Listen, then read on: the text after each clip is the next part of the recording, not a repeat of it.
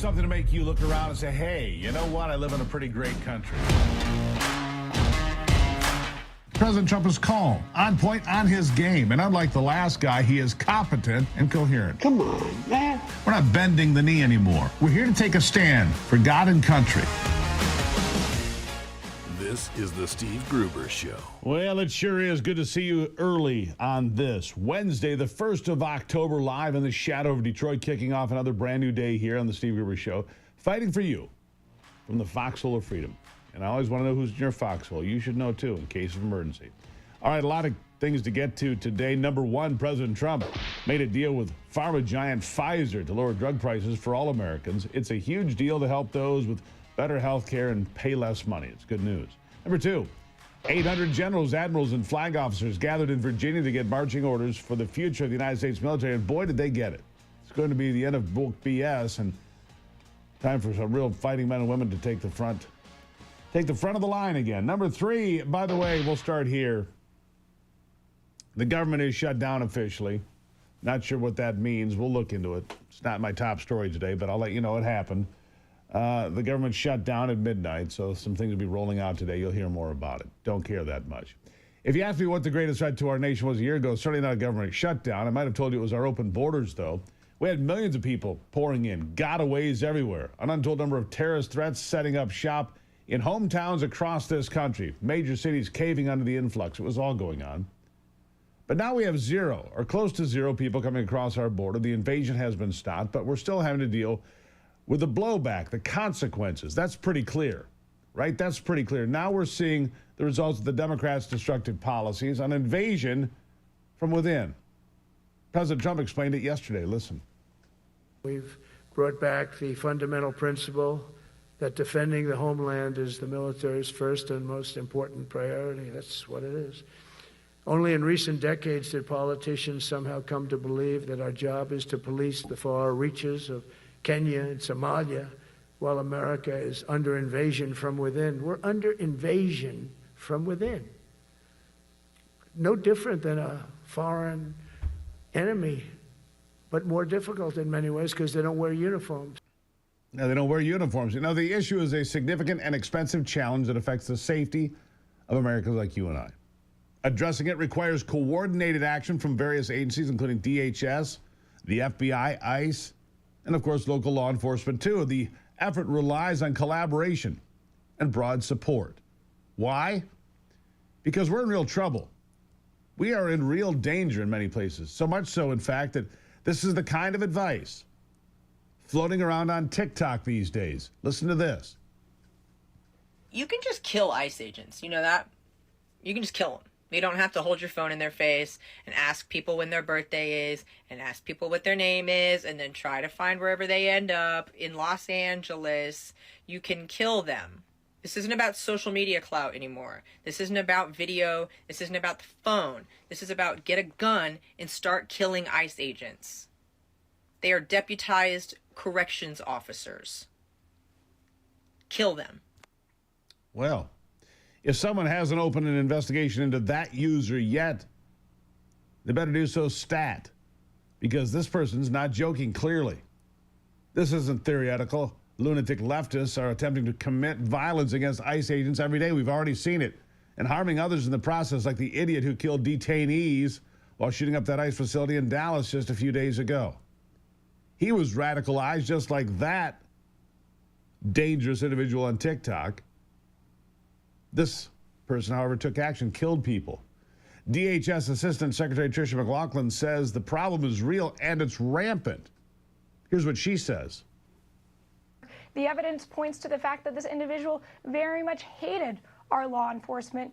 He was very radicalized. He was found with handwritten notes saying he wanted to bring terror and annihilation to ICE law enforcement, and also on the shell casings, it said anti-ICE on it. So we've seen a lot of this, the great demonization and hatred at our law enforcement, whether it be there in Dallas and Portland or at the Chicago riots that are becoming increasingly violent, Bill. Yeah, sadly, violence is becoming the predominant feature for many on the left. They wear it like a badge, somehow thinking that it transforms them into being on the right side of history when they're actually very much on the wrong side. You'd think that the Democrat Party might want to address the issue, but they're too busy deflecting with false claims of both sides, when it comes to political violence and demonizing white men. Me. You see, it's my fault. They do this almost constantly. White dudes. You've got Hillary Clinton blaming white men of a certain religion. We all know she's talking about Christian men. Christian men. You know, men of honor who believe in justice and doing the right thing because they answer to God, and raising families who stand up for women to have safe locker rooms free from men, who stand up for the voice of the unborn. Yeah. She says those guys, people like me, maybe you, we're the ones that are dangerous and doing damage to the country. Oh, and there's Joy Reid, who hates white people, white men particularly, so much that she's found it in her heart to hate Elvis Presley. Who does that? You got to have some focus now. Listen to her view of history. They can't fix the history they did. Their ancestors made this country into a slave hell. But they can clean it up now because they got the Smithsonian. They can get rid of all the slavery stuff. They got PragerU. They can lie about the history to the children. They can't originally invent anything more than they ever were able to invent good music. We black folk gave y'all country music, hip hop, R&B, jazz, rock and roll. They couldn't even invent that, but they have to call a white man the king, because they couldn't make rock and roll. So they have to stamp the king on a man whose main song was stolen from an overweight black woman. Just, wow. The most sane thing MSNBC ever did was kick her off the air. Truly unhinged. It's got to be exhausting to wake up every morning so full of hate. And like I said, it takes a lot of focus. It's the same thing with Don Lemon, who was kicked off CNN, but still finds outlets to spread his white man hatred. Here he is.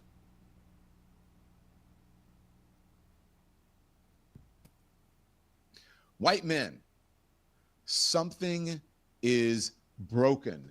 Something is cracked. Yeah, you. Deep. You, Don. Well, why'd you stop? Oh, sorry. I thought you were talking to me. No. Go back to Don. Okay. White men, something is broken. Yeah, that's you, Don. Something is cracked. Yeah, that's you, Don. Deep inside, when so many of you believe the answer to fear, to loss, to change is violence.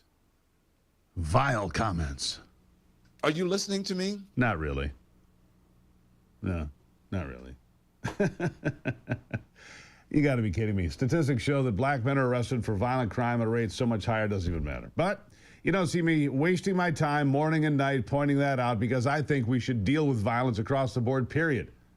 Right now, I see that as a uniquely left-wing problem for the most part. But Don Lemon, he's going to get up here and not only make it about white men, but false claims about white men and violence. I wonder how a gay black man like Don there became so hateful of white men like his husband in the first place. Let's be clear. Violence is a huge problem for the left, despite all their attempts to claim the opposite. I'm going to get back with Senator Chuck Grassley of Iowa, laying it out for you about how they lie by omission, these folks on the left. Oh, Don Lemon. What a guy. Anyhow, thanks, Anthony. I'll just finish this next part. We'll be right back.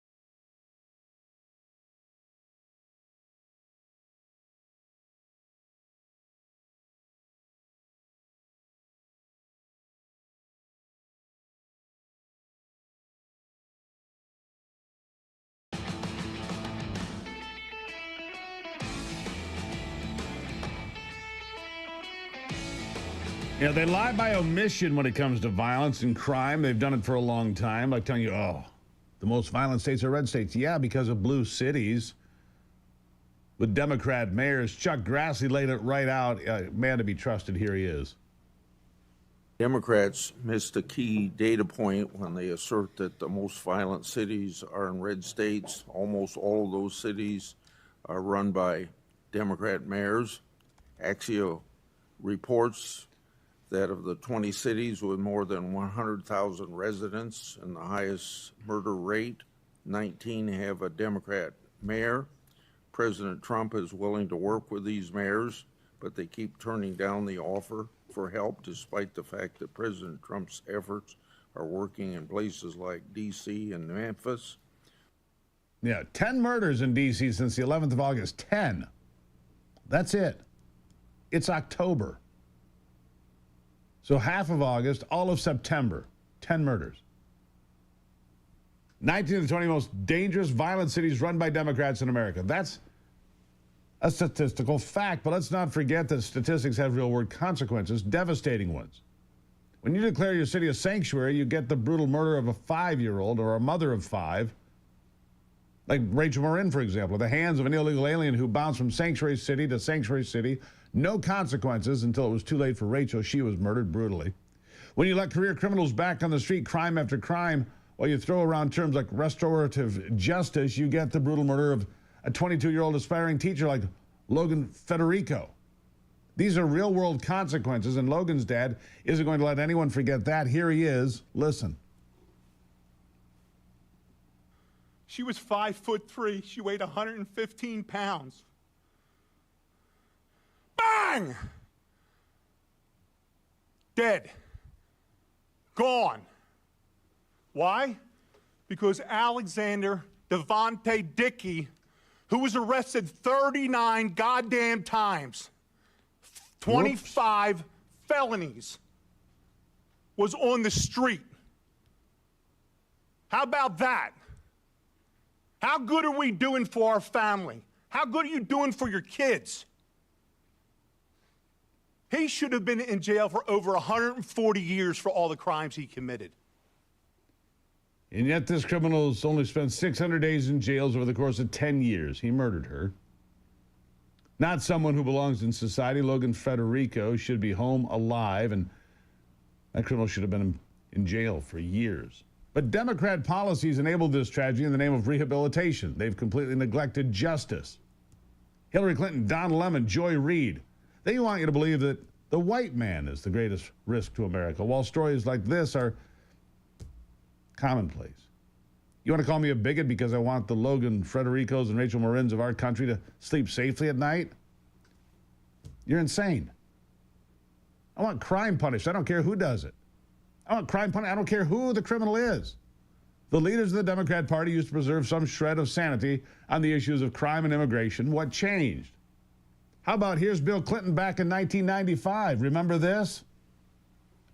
Americans, not only in the states most heavily affected, but in every place in this country, are rightly disturbed by the large numbers of illegal aliens entering our country.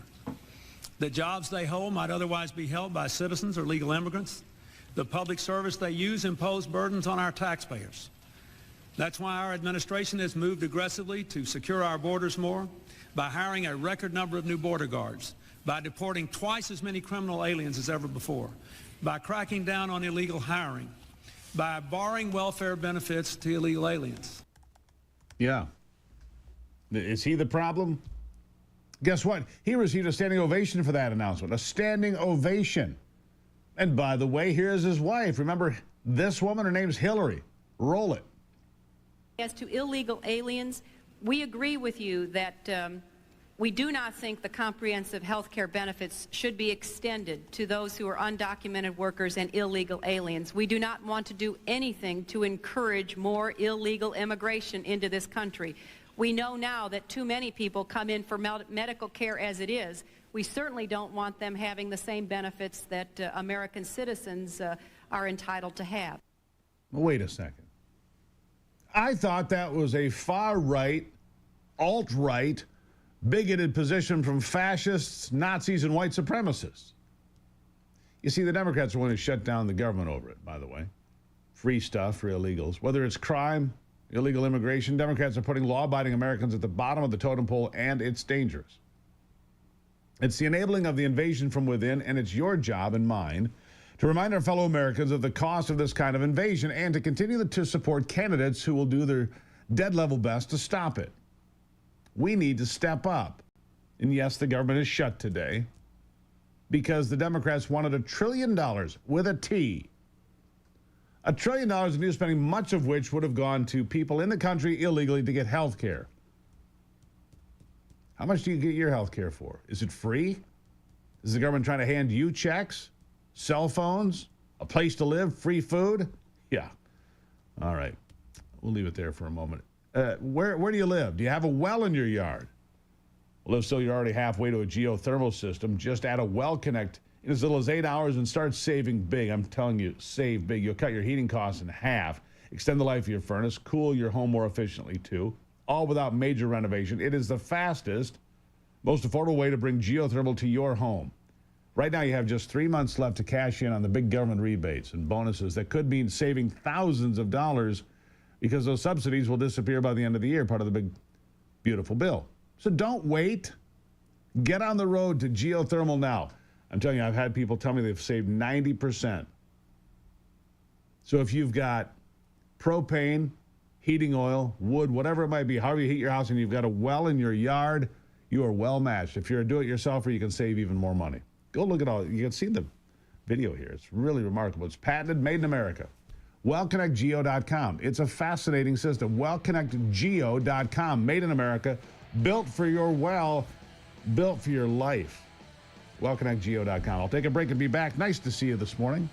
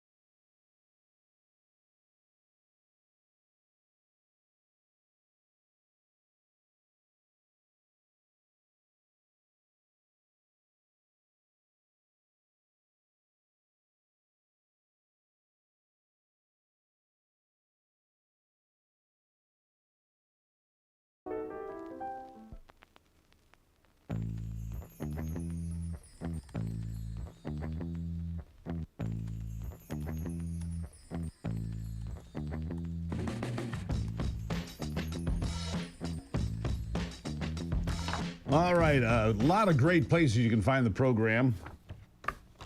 YouTube, people really seem to like the YouTube feed of the program. It says it works really well. Getter, I was just in there chatting with the folks in Getter. I'll be over to YouTube in a little bit. I'll just pop around from place to place, say, how you doing? We got the merch coming here in the next few days, waiting for the final sign-off, so I can tell you about the shirts, the hoodies, the hats, the coffee cups, all the stuff that's coming your way very shortly. Very excited about that. Here's a gift for the people of California. The Ivanpah. Ivanpah. You heard of Ivanpah? It is the giant solar field of California. It is a massive 459 459-foot towers, thousands of computer-controlled mirrors known as heliostats, $2.2 billion to build. This was the new green energy thing. They're shutting it down. They're shutting it down. It's been a complete disaster. A complete and utter disaster. Construction began in 2010, completed in 2014. It's going to close here in the next few weeks. Under President Barack Obama, issued $1.6 billion in 3 federal loan guarantees for the project. It was supposed to make all this energy. All it did was, well, gobble up taxpayer money and do nothing important. Hey, have you looked at Bitcoin lately? Have you? Have you looked at Bitcoin lately? Because it's doing a little bit better today than it has been. I bring this to your attention because I don't know if you've got crypto in your hands. Hardworking American patriots need a chance to participate. Block Trust IRA, bringing the crypto opportunity to real Americans just like you. Block Trust IRA. Bitcoin back at 116.5 today. Crypto is feeling part of Trump's America First economic policies, and the Animus AI trading system runs 24/7. It doesn't wait for the markets to open and close. It runs all day long, so it can build real wealth for people like you. Named the #1 crypto tech platform, Bitcoin Magazine. Block Trust IRA. $200 million in protection. And right now, you can get $2,500 in bonus crypto if you sign up. SteveGruberCrypto.com. Find out more. $2,500 in bonus crypto today. SteveGruberCrypto.com. Check it out. I'll be right back.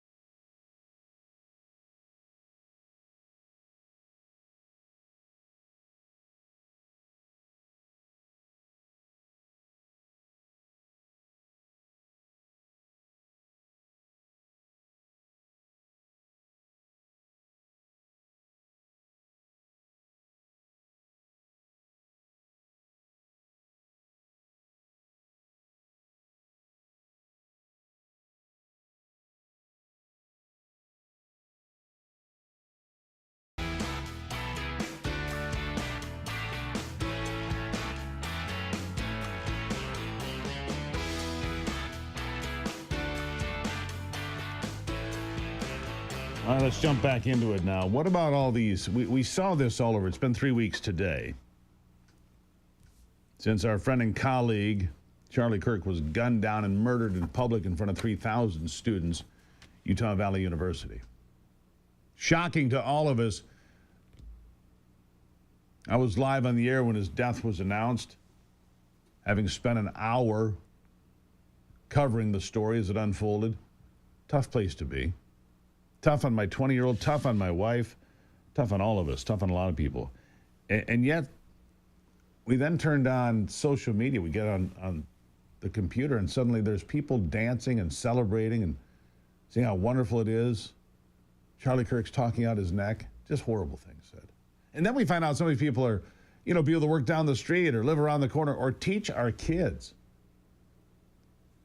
Sarah Parshall Perry is the Vice President, Legal Fellow at Defending Education. She joins me now. Sarah, nice to have you back on the program. Thanks for having me back, Steve. One of the most powerful events I've ever, maybe the most powerful spiritual event I've ever been to is Charlie's memorial in Phoenix.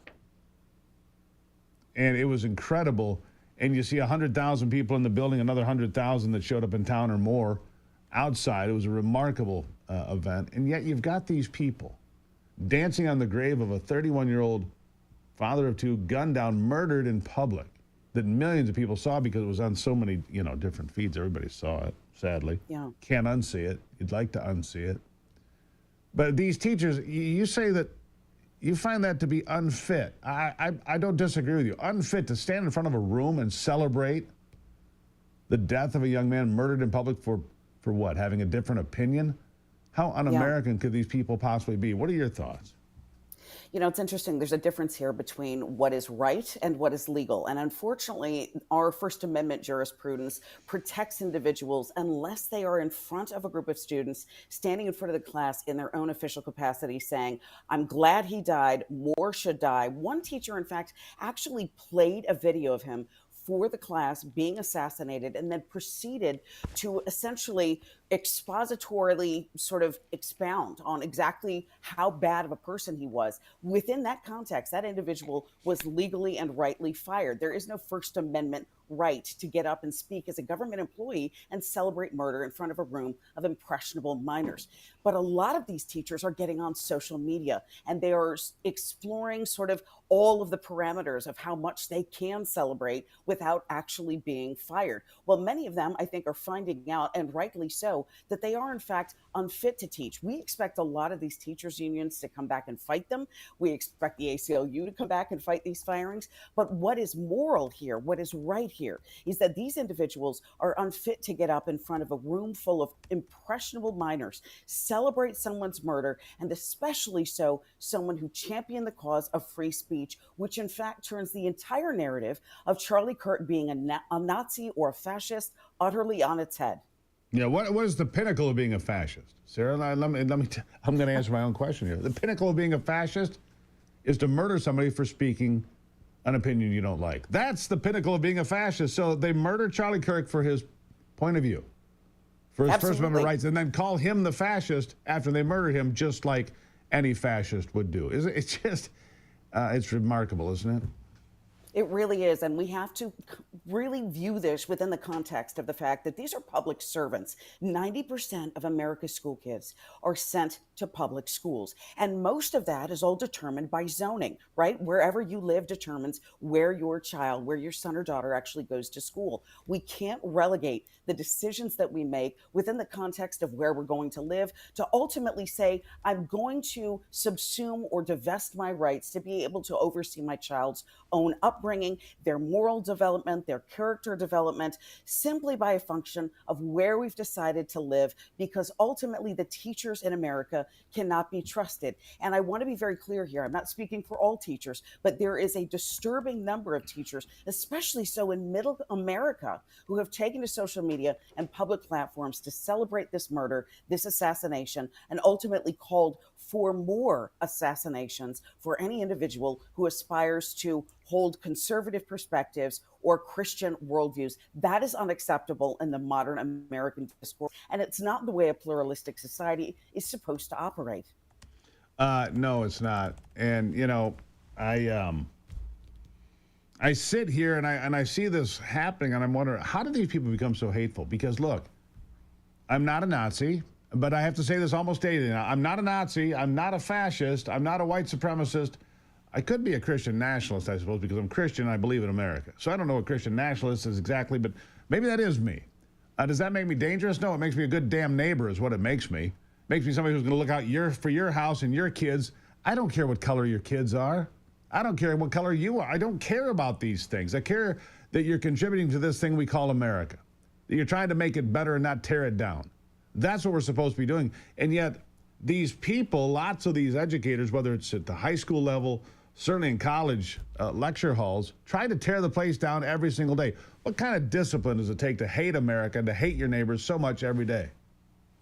You know, here's the problem is we've heard the left for so long, decades now, paint anyone of a conservative perspective as being a Nazi and a fascist and a white supremacist, that you ultimately raise the temperature of the rhetoric in the nation and you give individuals who are already sort of progressively aligned and potentially mentally ill or have things that they're dealing with internally, you give them a moral imperative to act to essentially eliminate what they now view as an existentialist threat. That is a major problem in this country. It's not one that the right started. It's not one emanating from conservative corners of the movement. It is ultimately coming from the progressive movement. And we've seen it too long from the leaders in Washington, D.C., from the White House all the way through Capitol Hill and beyond. That is part of the problem that we're now dealing with at the grassroots level with our very young, impressionable children. Yeah, here's my concern, and I've made this prediction a few times, and I'm going to say it again now.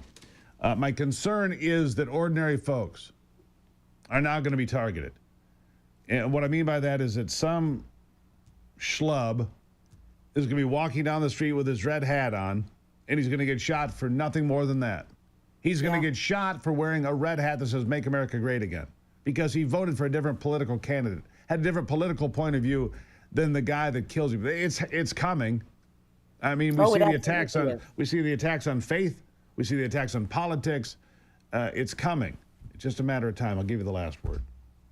No, I utterly agree with you on this, Steve. And I have to tell you, there has to be a sea change in the country right now. It's not going to come from the right. If anything, we've seen the right respond to what happened to Charlie Kirk with vigils and prayer and expansion and hugging. And these are movements that are ultimately rooted in something good, true, beautiful, and eternal. We're not seeing that from the left. And when the left faces the utter darkness that they cannot handle, they are ultimately going to do whatever it takes to stop it. They perceive us to be dark in terms of our morals, our beliefs, our propositions, and ultimately what we have on our side is the truth. We have beauty of enduring principles, and we have the strength of the nation. So we have to press forward and not be fearful about what happens next. Well said, Sarah. Greatly appreciate you being here.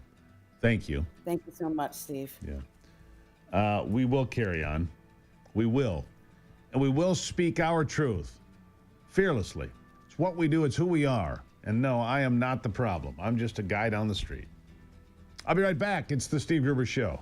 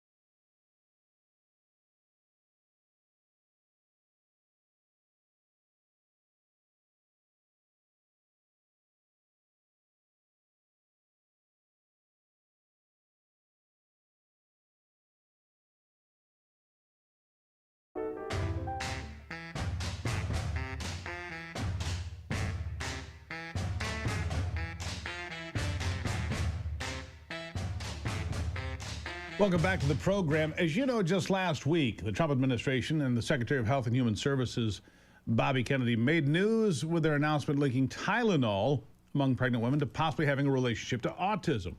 And if children took it at a young age, it could also be associated with autism. Not a cause and effect, but a concern nonetheless. I want to bring in my next guest, Dr. Kelly Victory. She's the Chief of Disaster and Emergency Medicine at the Wellness Company.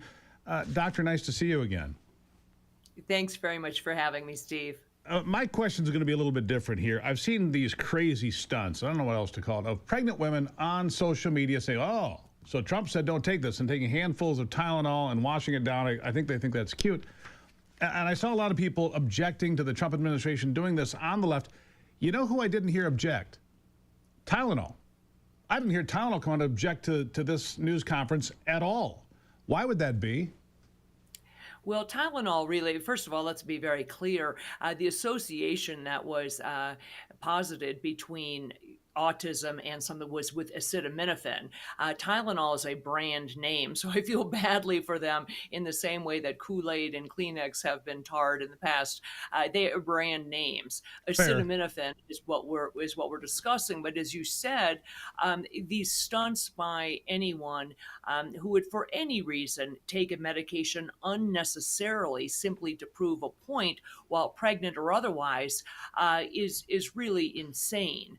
There's never a time when you should take a medication that isn't absolutely necessary. Right. And we always aim to take the lowest dose of whatever the medicine is that gets us the desired effect or results. So those are very scary to watch. All of that said, I do believe, and I don't know how deep you want to get into this, but I do believe that while there may be a relationship, Steve, between acetaminophen and autism, I do not believe it is in fact the causative agent, and I'm hopeful that they will really look further at why is it, for example, that a pregnant woman is taking the acetaminophen for what malady. Generally, you take Tylenol, acetaminophen, for fever or pain. What was causing that fever or pain in the pregnant woman? Was it because she just had a cold? Did she burn her hand? Or did she just get a vaccine that caused pain and fever? And I think if they look more clearly at that association, they will find what they're looking for. Well, when you talk about an association, sometimes it takes a group of ingredients, if you will, to end up with a result, either good or bad. Right? So is it possible that Tylenol is part of and I'll use this term loosely, a cocktail of items that maybe if they line up with a predisposition, with a fever, with Tylenol, with a vaccine, maybe there's a series of things that can happen that increases the opportunity for autism to take hold. Is that a possibility? Oh, I think you're spot on. I think that's exactly right. It's what we would call a potentiating effect, that it isn't the Tylenol by itself. We don't see incidents, for example, of young children, toddlers, if they take Tylenol because they're fussy and teething, they don't develop autism. If they take Tylenol because they have an upper respiratory infection, they don't all of a sudden develop autism.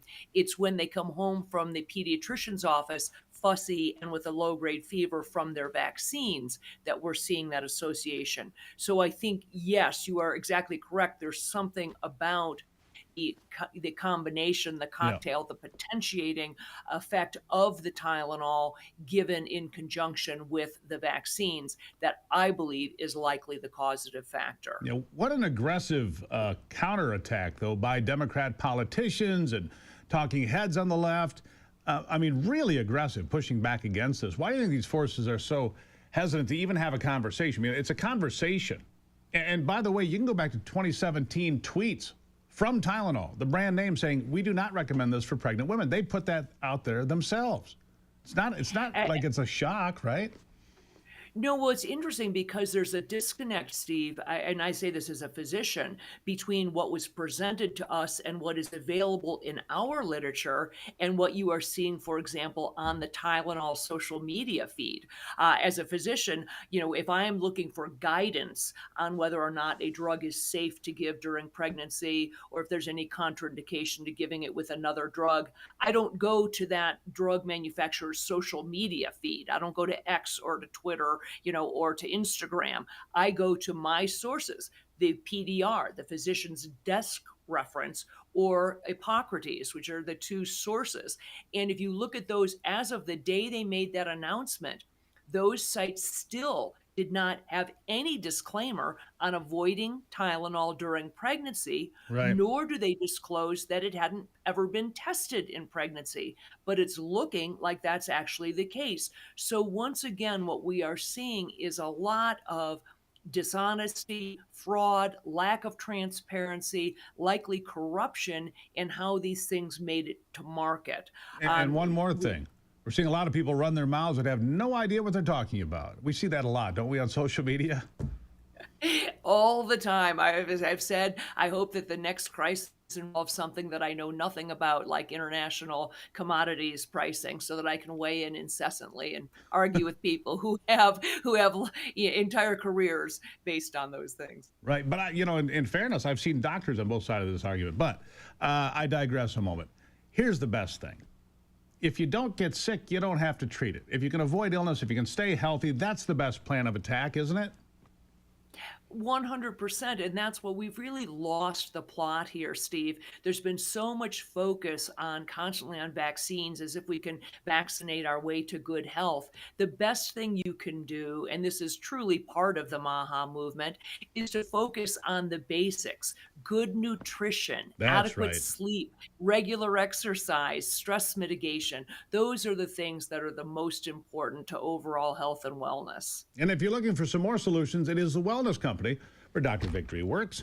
twc.health/Gruber. You can find out all sorts of great things to help you along the way. It's got the gold standard for a spike protein supplement, the gold standard for parasite cleanses, the gold standard for these right here, the emergency kits. And Dr. Victory, I also really appreciate you being here. Thank you so much.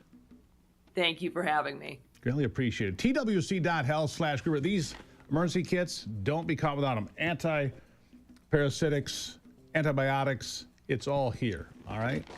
And it's on your shelf when you need it. twc.health/Gruber. You'll save some money and you'll be healthy. And I'll be right back.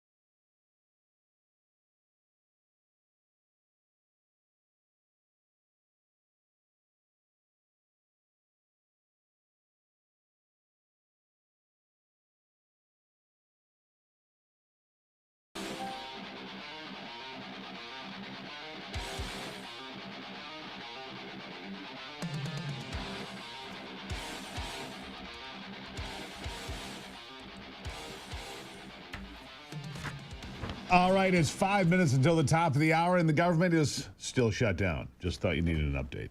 All right, they did not fix it yet. All right.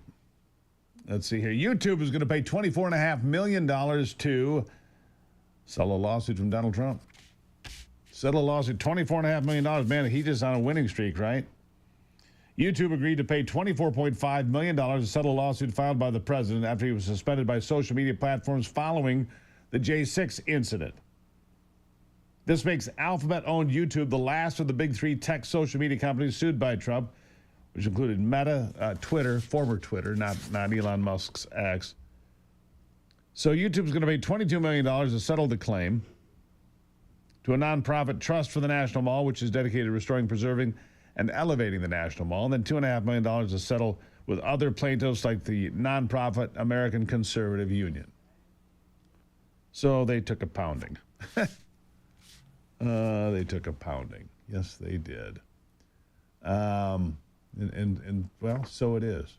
It's what they earned, right? It's what they earned. Speaking of earning it, Patriot Mobile's earned it. They've earned my business. Look, you've got a phone. Your grandmother has a phone. Everybody has a phone. Why not have a phone company that's rooted in America, cares about conservative Christian values like yours? Why not that? Good idea. Patriot Mobile. So many choices out there, but choose a phone company that works for you. Here's a couple of things about them. First of all, you can do something on this phone you can't do on any other. You can have two lines from two carriers. That's right. You can have a business line and a personal line. Isn't that remarkable? They've been here for 12 years doing great stuff as Patriot Mobile. Their support team, 100% U.S. based. How about that? Nationwide cell phone service, all three major networks available, so your service is great. Don't just take my word for it. Hundreds of thousands of Americans made the switch, so should you. PatriotMobile.com/Gruber. PatriotMobile.com/Gruber. Use the promo code Gruber. You'll get your first month free. Join us here, America's only Christian conservative wireless network. 2 more hours to come. I wouldn't miss any of it if I were you. I'll be right back.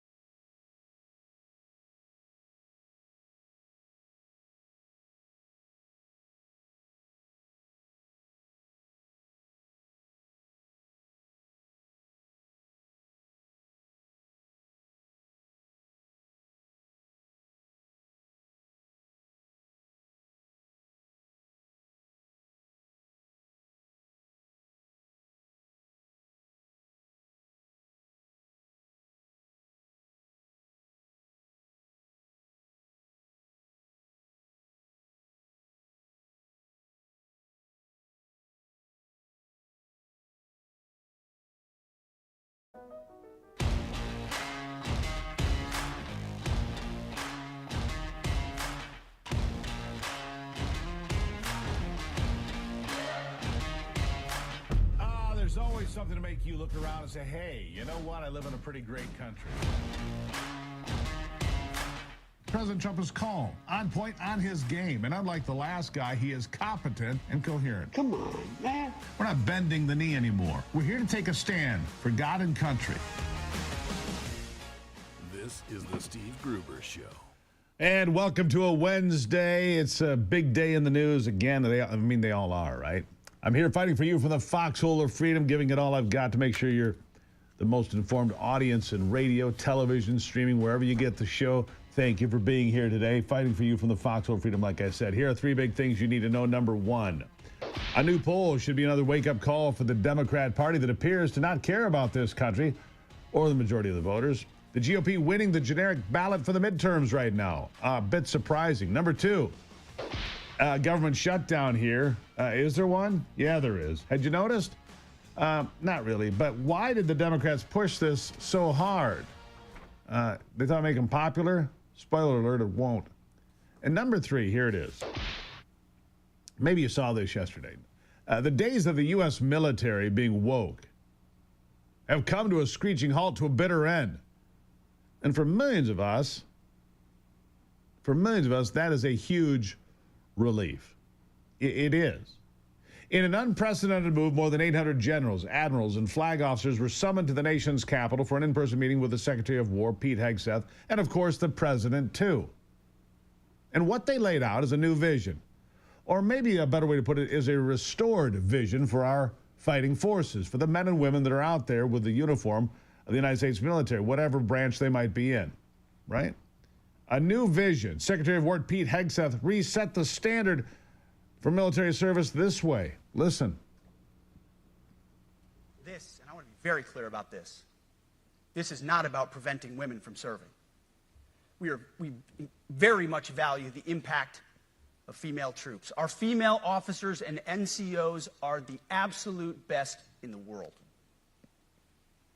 But when it comes to any job that requires physical power to perform in combat, those physical standards must be high and gender neutral. If women can make it, excellent. If not, it is what it is. If that means no women qualify for some combat jobs, so be it. That is not the intent, but it could be the result, so be it. It will also mean that weak men won't qualify because we're not playing games. This is combat. This is life or death.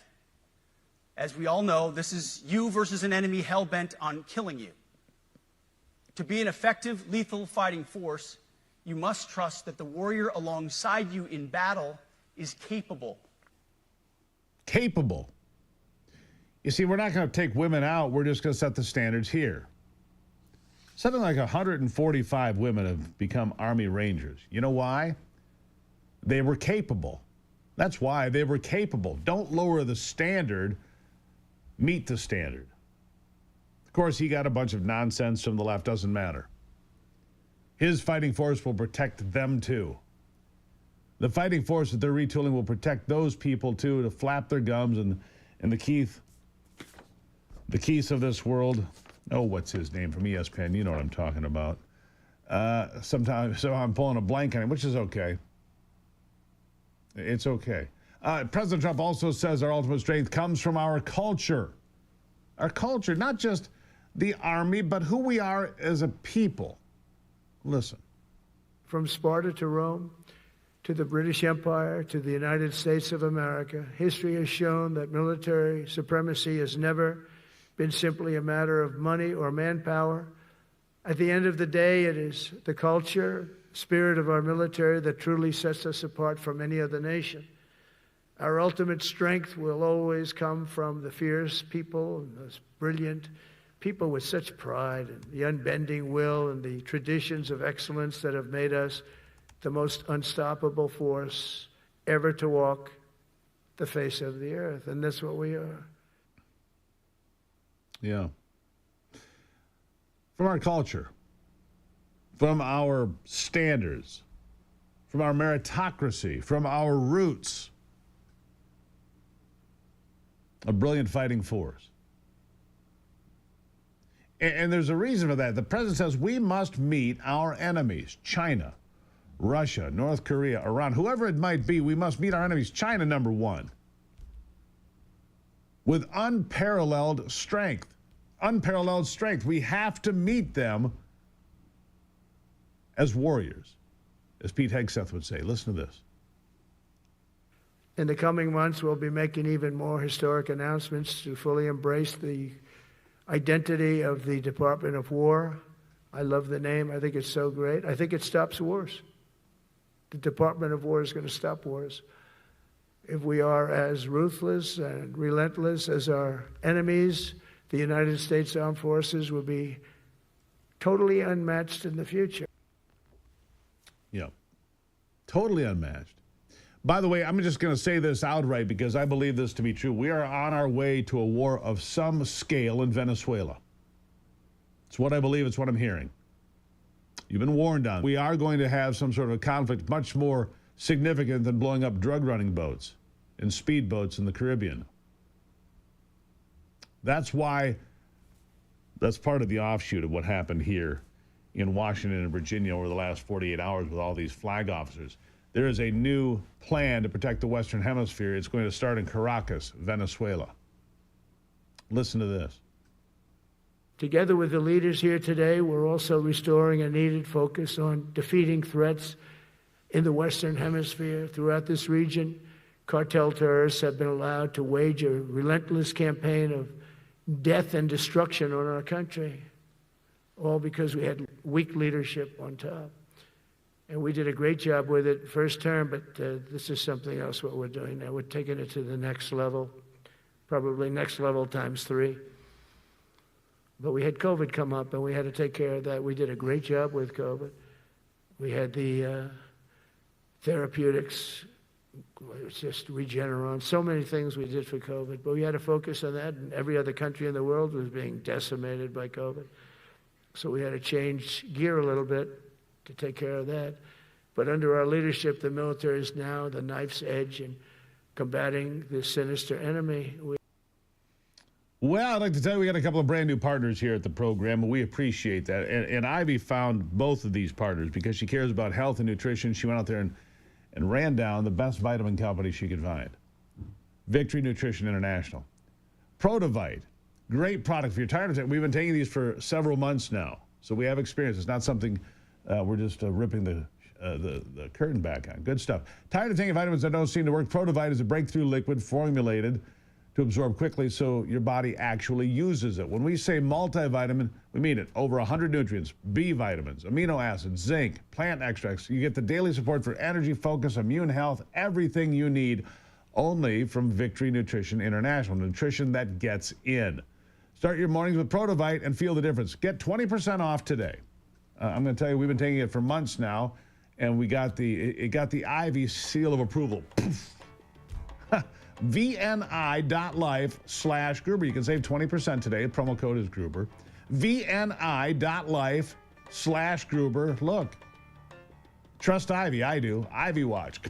VNI.life/Gruber. All right, when we come back, what's going on in Dearborn, Michigan? Should we be concerned about what appears to be a Muslim takeover? Should we? We'll talk about it.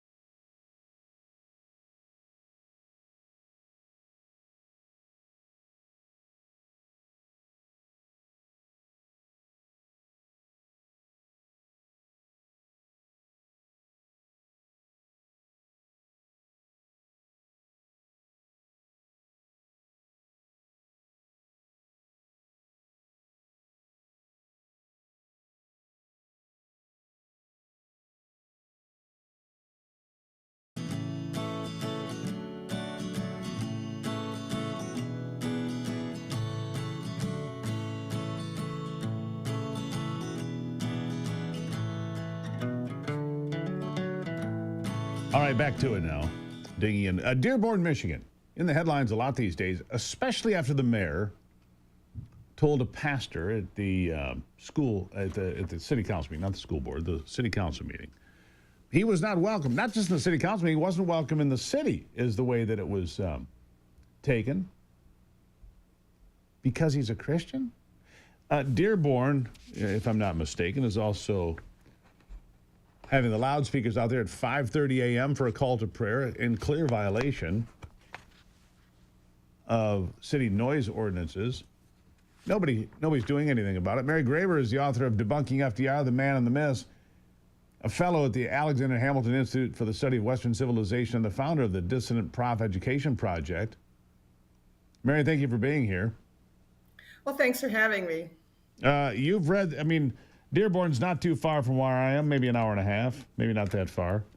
I don't go there much. I never have. It's the home of Ford Motor Company and Carhartt. Pretty all-American companies, those two. And yet we have this going on where a Christian minister being told, you're not welcome here. You're not welcome here at all. What do you make of this? Well, it's the, great replacement theory that's been poo-pooed by people like Nicole Hannah-Jones, the Marxist who wrote the 1619 Project, which was the topic of my second book. So if you dare say anything about, Sharia law dominating in our cities, especially in Michigan, where, the political candidates have names that you can't pronounce or don't recognize, this is what comes of it when you have mass immigration without an educational system and a culture that encourages assimilation. You have these groups of people who take over, and this is clearly what's being done in Michigan and in Minnesota and in other places. Yeah, what I don't understand, people have encouraged this minister, Ted Barham's his name, to take some sort of civil action against Dearborn. He said, I'm not going to do that. But what they should do, and I don't know why anybody wouldn't do this, why would somebody not file a civil suit to enforce the noise ordinances? Look, if I had loudspeakers blaring at 5:30 in the morning, playing, revival music, I'd get shut down. I would get fined. It could get worse if it escalated, if I persisted in the behavior. It runs contrary to the law of the city. And they don't care, do they? No, they don't care. It's a takeover. And this has been going on for a long time. Way back before I was canceled from teaching, I was teaching at Emory University. This was, over 15 years ago. And I came in to teach. And, I hear the call to prayer being issued out over the campus. And I said, what is that? And my students said, don't you know it's Ramadan? I mean, where am I? I'm an immigrant from an Eastern European country. And, we were encouraged to be Americanized, and we would never impose our traditions and our customs on others. And this is a clear violation of American principles. They claim that there's a separation between church and state and that we have the freedom to worship, yet they want to impose literally with a noise at 5:30 a.m. on Americans, of all faiths. Yeah, I consider it noise. I agree with that classification. How do they do anything about it? If nobody has the guts to, not one citizen in Dearborn, Michigan has the guts to say, look, you can't do this. Are they in fear? Because if that was happening in my city, I would say, no, you can't. I would go hire an attorney and file a civil lawsuit against the city for violating its own laws. But it seems they're intimidated. Oh, yes. I mean, it's a big intimidation game. I mean, those of us who have been fired from jobs, who've been canceled from academia and from other places of employment know what it's like. I mean, when I was teaching, I was just a temporary instructor semester to semester, But if I, said something about such a noise, interrupting my classes as we're trying to study American literature, I would have been given the boot, quicker than I was. So, you're it's numbers. It's a numbers game, and they're in the majority. And this points back to the error of the 1965 Immigration Act, when people from third world countries were allowed in mass numbers without any effort to assimilate them. In fact, the education system encourages students to maintain their cultures, whatever it is, Sharia law, any kind of religion other than, being Christian or Jewish, and, implementing non-Western policies. They don't like the American form of government. They don't like constitutionalism, representation, democracy. They don't like any of it. No, of course. And here's the thing. At the end of the day, here's where you're going to have the crisis, and you know this, Mary. We are promised a Republican form of government in this document called the Constitution. A Republican form of government. That's it. And anything less is unacceptable. Anyhow, Mary, I got to leave it there. I greatly appreciate you being here. We'll keep an eye on what's going on down there, but it doesn't seem to be doesn't seem to be improving. The noise, I'm going to guess, is still happening. Thank you, Mary. Thank you.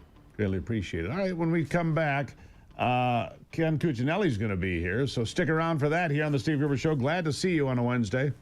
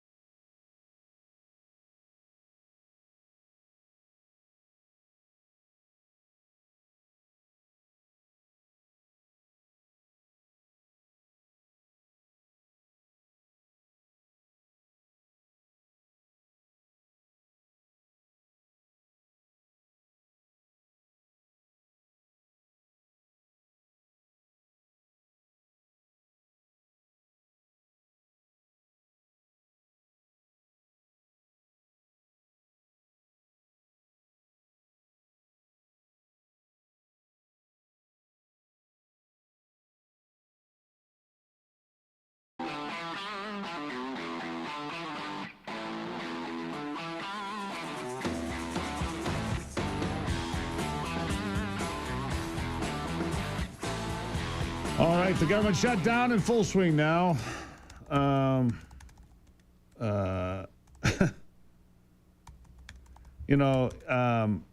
It's amazing. Democrats have this, what's this guy's name? McBride, Delaware's congressman. Pretends to be a woman, but it's not. And look, I'm not playing that game. It's not hateful. It's just, look, stop. This kind of strange, I don't have to accept your strange behavior. I'm not going to, in fact. Just not going to, in fact, is where I am with it. In fact, I'm totally over it. Yeah, there, cleared my throat. Government shutdown, what's it going to mean to you? I don't know it's going to mean much of anything. If you're a government employee, it could mean a lot. If you have government contracts, could mean a lot. As a rule of thumb, historically speaking, all of those things were always paid. All of those things were always paid. Back pay was covered, so relax. I don't think this is going to go very far. 65% of those asked in a New York Times poll yesterday that came out opposed Democrats shutting down the government. 2/3 of Americans in a New York Times poll oppose it. So there you go. When was the last time you woke up feeling truly energized? That's a good question. New partner, Longevity Wellness. They have a nutritional shake mix built with protein, collagen, omega-3s, even bovine colostrum to support your gut, joints, and brain. No gimmicks, just clean, science-backed ingredients that help you feel stronger every single day. Start your mornings with Longevity. Visit longevitywellness.co, longevitywellness.co/Gruber. Look, my kid's been taking it. It's something else we've been trying for months. My kid has been using this after football practice. He's, what, 13? Works great. It tastes great. Chocolate, strawberry, vanilla. Love this product. I do. You're going to like it too. Longevitywellness.co. The promo code Gruber, of course. You'll save 10% off an order today. Check it out. If you're on a GLP-1, this is the perfect product to keep you from losing muscle and bone density too, they tell me. All right? Longevitywellness.co. I'll be right back.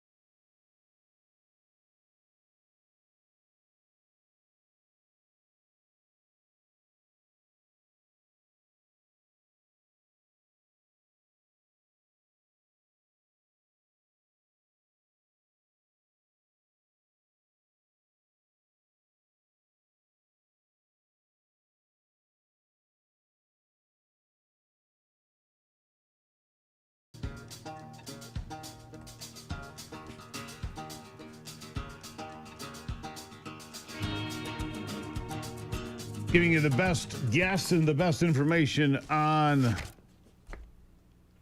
today. I don't care where you go. Television, radio, streaming, whatever you want. We've got the best guests, the best information, so you can go into the day as the best informed people out there. Ken Cuccinelli. Don't have him yet. He's the national chair of the Election Transparency Initiative. Anthony is working to bring him up right now. We're going to talk about helping protect elections when he gets here. It's incredibly important. American elections, election integrity. So I just saw The Democrats saying, well, illegal aliens are not allowed to get Medicare, Medicaid, all these things. So the Republicans are lying. All right?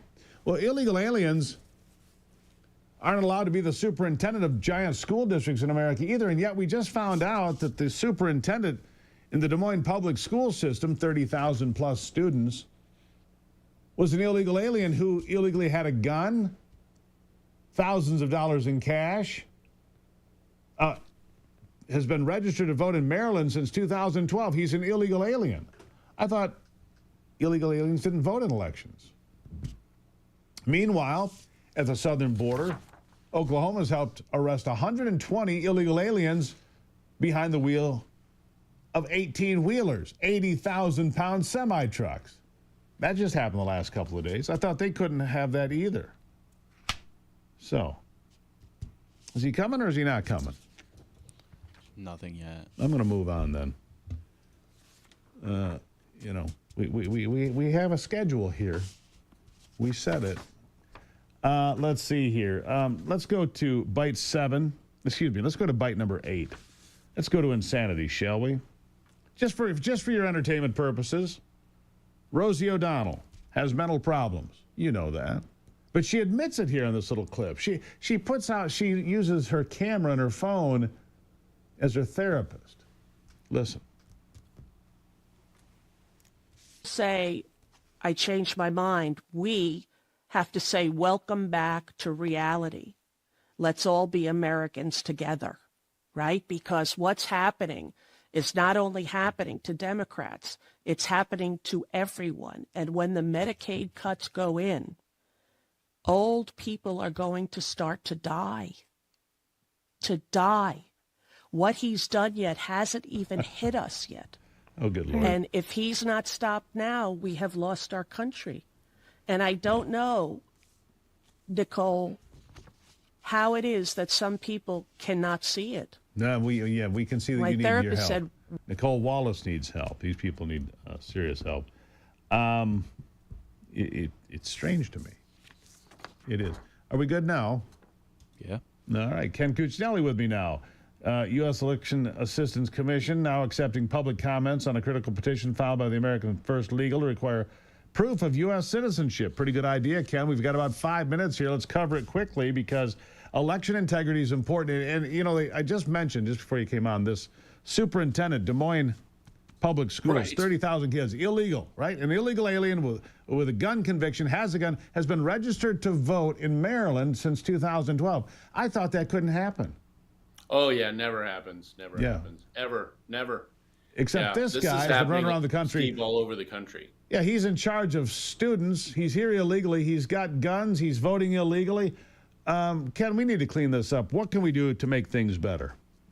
Yeah, we do need to clean this up.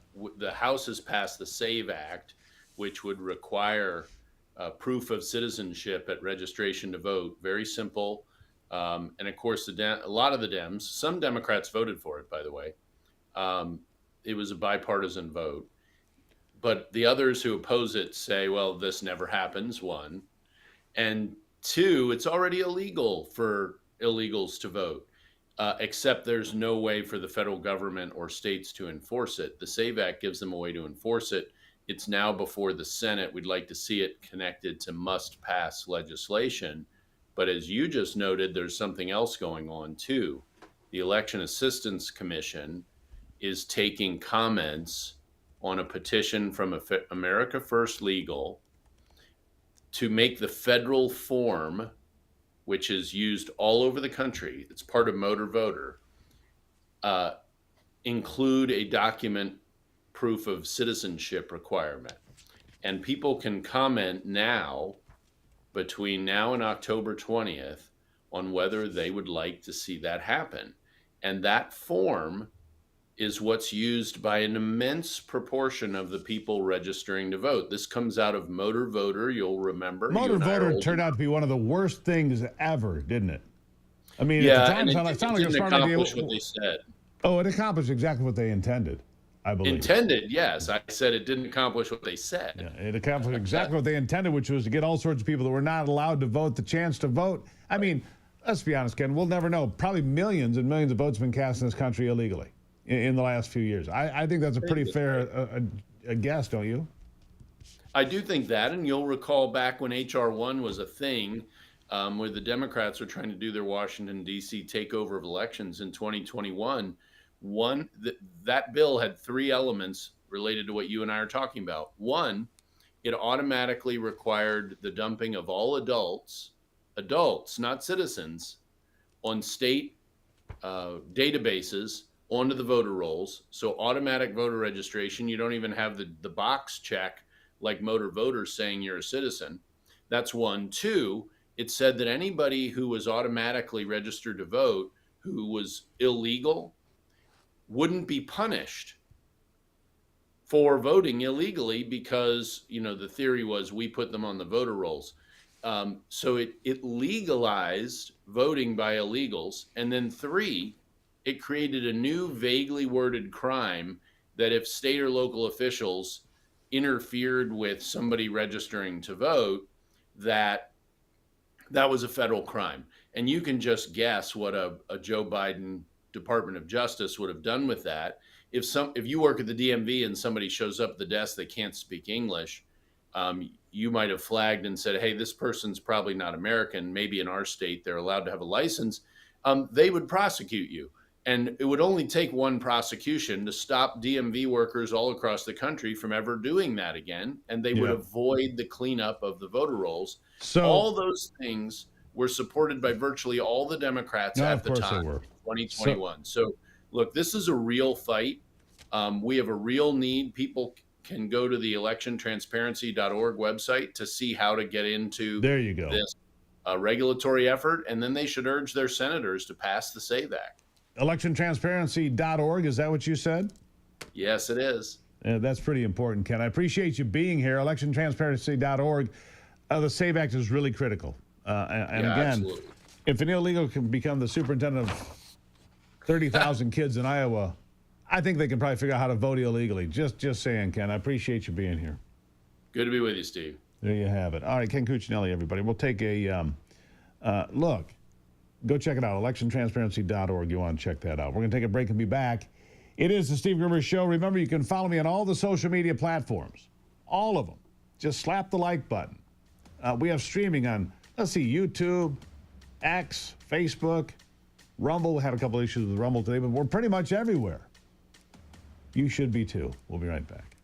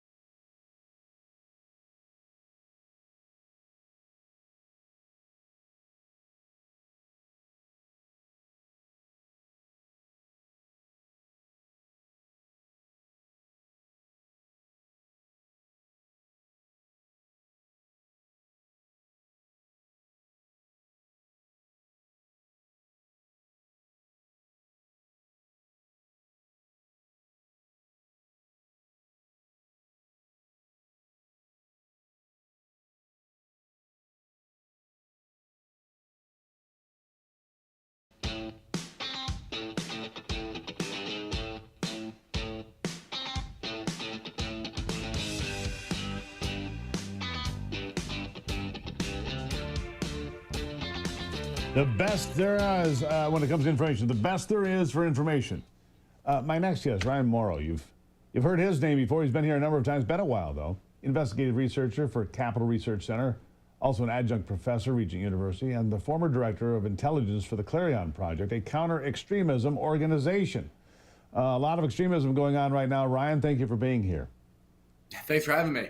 Obviously, we've seen attacks on people like Charlie Kirk 3 weeks ago today, murdered in front of 3,000 students because of ratcheted up political violence in this country. We saw just over the weekend a Mormon church attacked and burned because of attacks on faith in this country of all kinds, whether they be Jewish or Christian or Mormon or whatever it might be. It's a dangerous time, isn't it? It is, but it's one that we talked about coming many times on your show over the years. And that's because as part of my job, I have to look at the trend lines when it comes to extremism and national security. And so you can see the tempo increasing, particularly of the rhetoric of these ecosystems of hate that are profitable. Hate is a business. Anti-Semitism is a business. Anti-Americanism is a business.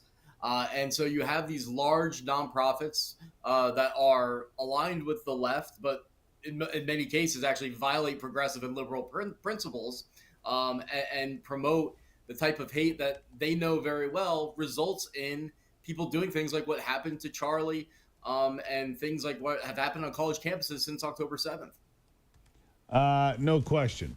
And we've seen this happen. There's been this movement. There is this movement of people, right? But on the other side of this, you see other things happening, and George Soros comes to mind. George Soros, for example, bought Odyssey out of bankruptcy, a company that owned, 225 radio stations, and has begun programming changes in some of those places. But they've also began targeting other stations to do joint operating agreements or whatever they call them, trying to silence people like me.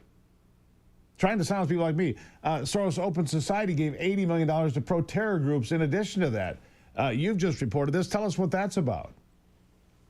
Sure. So it took many months to do this, but for Capital Research Center, where I work, they gave me the time to go through thousands of grants by George Soros and his Open Society Foundations, that's his charitable network, going to groups around the world, which I was surprised to find out no one had actually done. The reporting connecting to extremism was always in drips and drabs.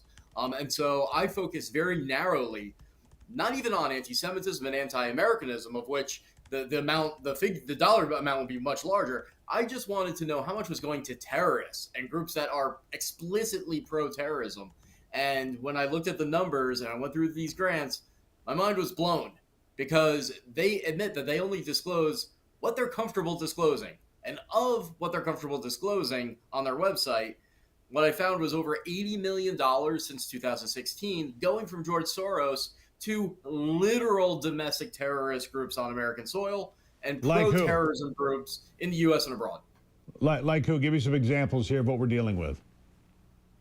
Sure. The Center for Third World Organizing is probably the clearest example because they have what they call a hub with the Anarchist Ruckus Society and two other organizations that they bring together that openly talks about how they throw down in the streets during the uprising in 2020 and then in 2021, referring to what happened after George Floyd passed away and the rioting that was going on there.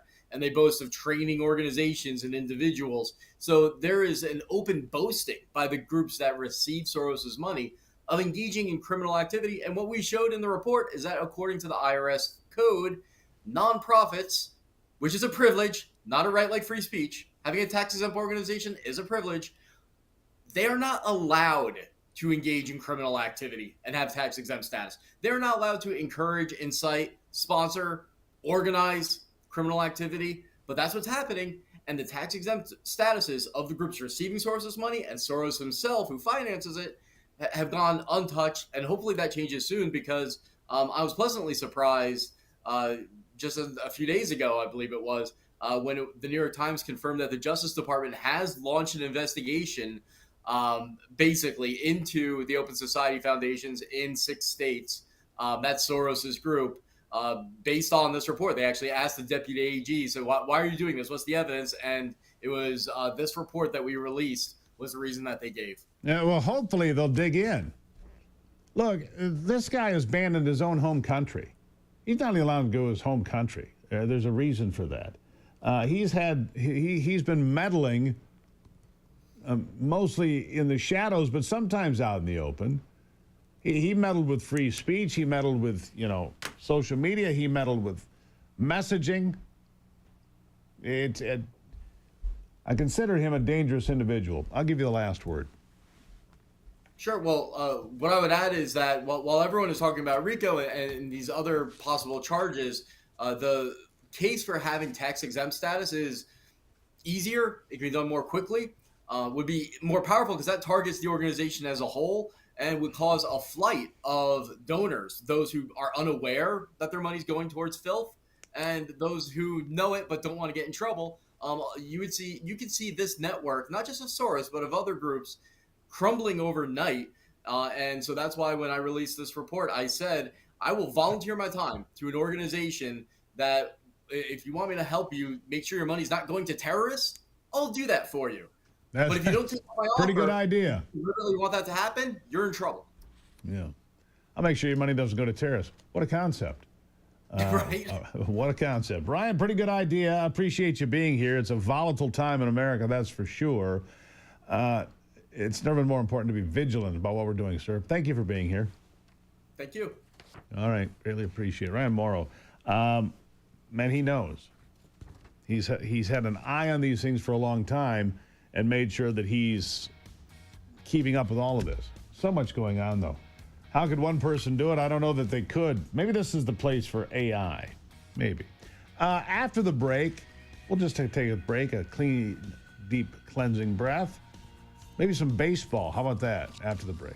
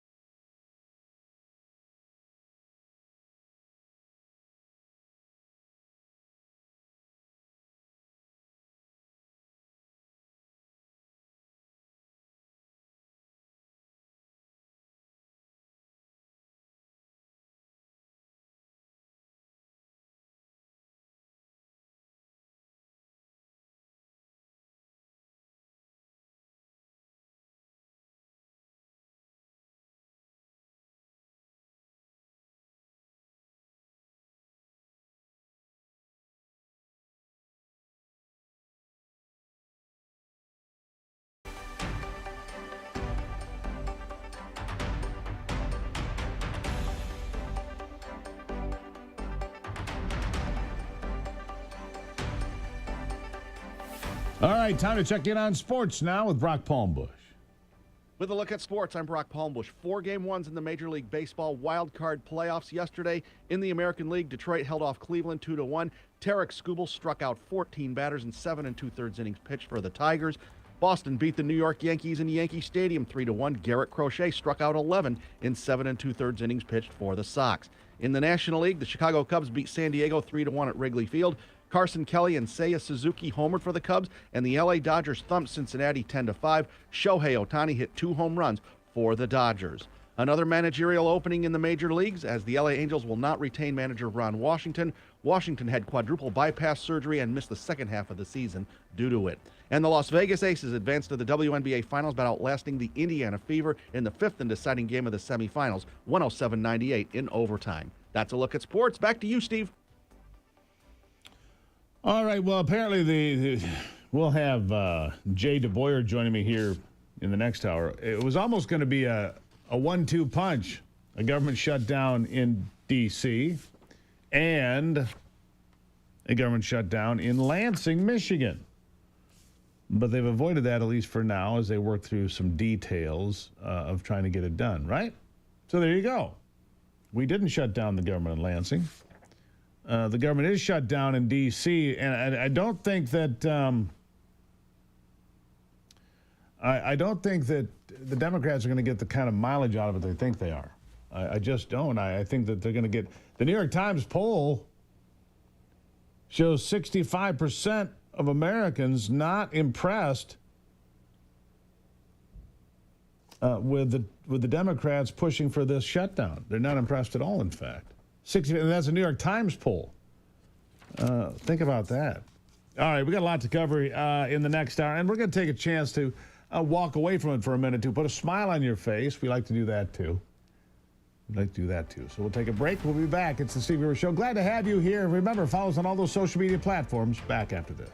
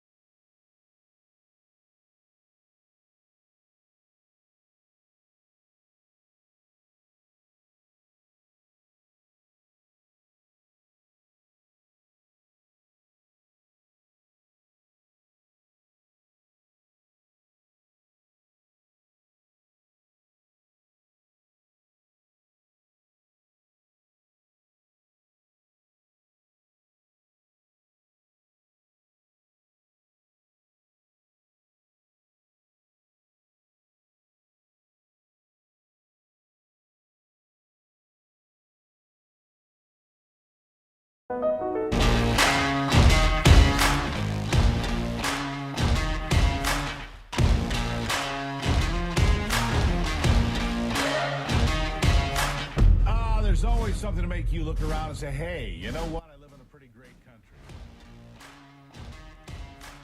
President Trump is calm, on point, on his game. And unlike the last guy, he is competent and coherent. Come on, man. We're not bending the knee anymore. We're here to take a stand for God and country. This is the Steve Gruber Show. All right, back at it here as we continue to dig through the headlines and get you up to speed on all the most important things of the day. Fighting for you from the foxhole of freedom, of course. Who do you want in your foxhole? You better pick wisely. There's a lot going on here. 3 big things you need to know this hour as we move forward. Number 1, the Republicans leading on the generic ballot for the 2026 midterms. Remarkable, but true. Number 2, the Department of Homeland Security says TSA was also weaponized against ordinary Americans like you. Are you surprised? Of course not. And number 3, the government shutdown happening. 3 Democrats or Democrat types voted against it. John Fetterman of Pennsylvania, the Democrat senator from Nevada whose name eludes me, and Angus King, who claims to be an independent but generally votes with the Democrats. Those are the 3 that voted against it. Rand Paul voted with the Democrats. So it was a mixed bag. 3 Democrats crossed the aisle to vote against the government shutdown, but it happened. Look, it's not a good look. The New York Times says that 65% of Americans said, no, we don't want the Democrats to shut down the government. 2/3. It's not going to end well for the Democrats, and that's why I'm looking at this generic ballot going, well, this isn't going to help you. It's not going to help you. Democrats enjoy a notable enthusiasm advantage right now, 47 to 41%, but look, it's a year away. More than a year away. Here's how the article comes from Just the News. Republicans appear poised to buck the trend of the president's party losing seats in the midterms. Recent polling showing the Republicans with a narrow lead, 46-45. 46-45. The figure included so-called leaners, and without the leaners, a little better score for the Republicans, 43-41. So there you go. Republicans outperforming the Democrats who want to tell you you're a horrible person, you're a Nazi, you're a fascist, you're a white supremacist, you're a Christian nationalist, or whatever. The name calling is just profuse. And most recently from Hillary Clinton, of course, attacking white Christian men. I guess I'm the problem. Me. People like me. People that look like me are the problem. Okay, anyhow, Fetterman urged Democrats to win elections, by the way, before demanding shutdowns or making demands to keep shutdowns from happening or any demands at all. Win elections before you start making a bunch of demands. So says John Fetterman, a guy who I spoke openly against.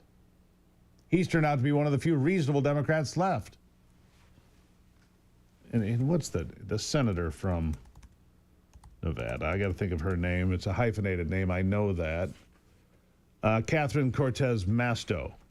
That's who it is. Catherine Cortez Masto voted against the shutdown. So there's already a crack in the armor, is my point. This shutdown, I don't think, my guess is it doesn't last too long, but who knows? Chuck Schumer had to do this. He did. He didn't have a choice, because if he didn't do this, AOC is going to challenge him in a primary for his Senate seat, and he would probably lose. Think about that. Senator Alexandria Ocasio-Cortez, Senator AOC. Oh, New York. You're going to elect a communist to be in charge of New York City and AOC to be your senator. Oh, New York. How far you go? Oh, speaking of the communists, Zoran Mandouni says he's going to start jacking up taxes on corporations and anybody that makes $1 million in New York City, which, let's be honest, $1 million in New York City isn't living high on the hog. He doesn't care. He's coming after 100 different things to tax people. He wants $10 billion or more. He says he's gonna Trump-proof New York City. Listen. Is that we raise $10 billion to pay for our entire economic agenda and start to Trump-proof our city, because we know he'll use federal funding as leverage over this city.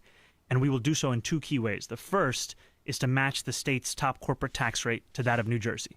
We are at 7.25%. They're at 11.5%. Corporations can pay it over there. They can pay it over here. And the beauty of it is that it doesn't just apply to corporations headquartered in New York City. Because when you say this, people will say, well, they're going to go to Florida. Mm-hmm.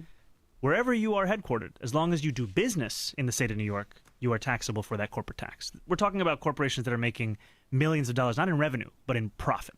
And the second is taxing the top 1% of New Yorkers. We're talking about people who make $1 million a year or more, taxing them just by a flat 2% tax increase. And I know if 50 Cent is listening, he's not going to be happy about this. Mm-hmm. He tends to not like this tax policy, but I want to be very clear. This is about $20,000 a year. It's a rounding error. And all of these things together, they make every New Yorker's life better, including those who are actually getting taxed. Now, you also want to cut. Mm-hmm. So he wants to jack up the corporate tax rate 4.25%. Not just on companies headquartered in New York, but any company doing business in New York. It'd make you think, well, maybe these companies don't want to do business in New York. That would be my thought. Why would you do business in New York if you're going to get jacked up to 11.5%? I don't think you can run them down, by the way. If corporations leave, I don't think you can run them down. I also don't think you can run down individuals. You know, California proposed this. Gavin Newsom did. We will just, if you made all your money in California and you move away, we're going to chase you for the taxes. Good luck. Coming across state lines to collect taxes? No, I don't think so. Anyhow, Mamdani will bankrupt New York City in short order. You think he's going to win? I do. I think he's going to. That's how dumb these people are. You know, free stuff all the time. Tax the rich guy. I want free stuff. Tax the rich guy. I want free. But what happens, Anthony, is people like you and I get taxed. Right? I don't want to get taxed. Right, but you're going to. You know, because everything they do requires more tax money because they can't respect the taxpayer money already. They have no respect for the taxpayers' money already. Anyhow, this part of the program, let's see, brought to you by My Pure Health. You want to lose weight the right way? Go to gruberhealth.com. My Pure Health is a company that figures out your body, your frequencies, just like Nikola Tesla would do. Figure out your frequencies. Look, I've worked for these guys since 2018. I lost 47 pounds in 60 days back in 2018. I never got all the weight back. I had some fluctuations and so forth, but man, does it work. It's not fake food. It's not replacement shakes and, you know, drywall bars to eat for lunch. None of that. It's real food, and it's a real program. And it's not a one-size-fits-all. It's a one-size fit and designed for you and you alone. And man, is it good. You hear the success stories here. Give Missy a call. If you've thought about it and you don't want to be on a GLP-1 or anything else, which makes sense. Why would you want to be on that stuff? You don't want to be on a GLP-1 or anything else, go to gruberhealth.com, gruberhealth.com. You'll be glad you did. You will. Be good for you. All right, when we come back, Ron Rademacher will check in. I think he's so far into the woods that he's got a call from his satellite phone. We'll find out after the break.